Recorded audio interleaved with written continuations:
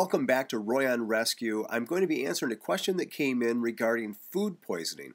Now, I'm not a food poisoning specialist or a toxicologist by any means, but I can tell you that one of the leading complications of food poisoning is dehydration or other things related to the toxins inside the body.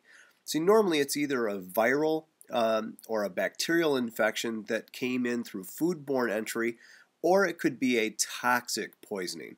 And that would come from, say, like mushrooms or medications or pesticides on the food that was eaten. But the most common is usually bacterial or viral, and the complications are such as vomiting, diarrhea, and then it has also some flu-like symptoms, but one of the key factors is really painful cramping as well.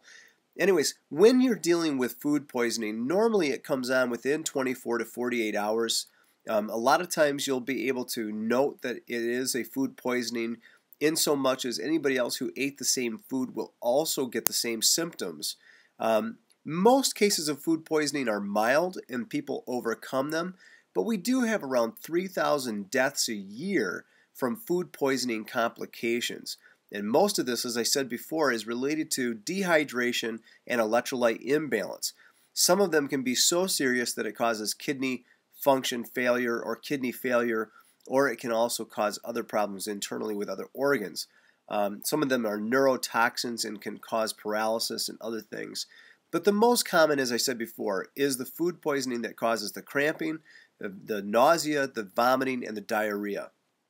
When an individual runs into this situation, it's important to identify the signs and symptoms of dehydration. These signs and symptoms would include dry mouth, sunken eyes, poor skin turgor, which is when you're looking at the skin, you can pull the loose skin up on the back of the hand and it stays tented. We call it tenting.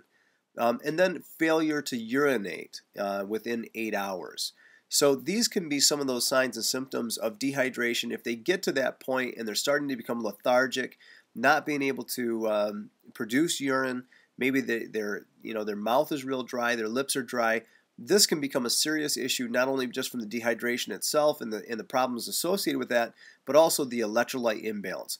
This is the time that you would want to make sure that you're getting this individual into a hospital to make sure that they get rehydrated. And that's really the key here, is making it through the detoxification process after food poisoning.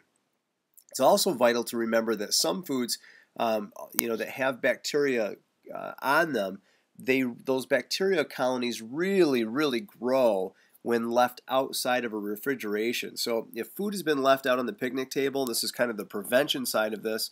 If food has been left out on the picnic table or left out on the counter for a long time, and it's become very warm, it's going to be important for us to realize that those bacteria colonies have probably grown, they could cause problems, and it's probably better just not to eat them at all.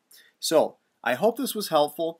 Again, the biggest thing to watch for with that vomiting and diarrhea is the problem with dehydration and the electrolyte imbalance.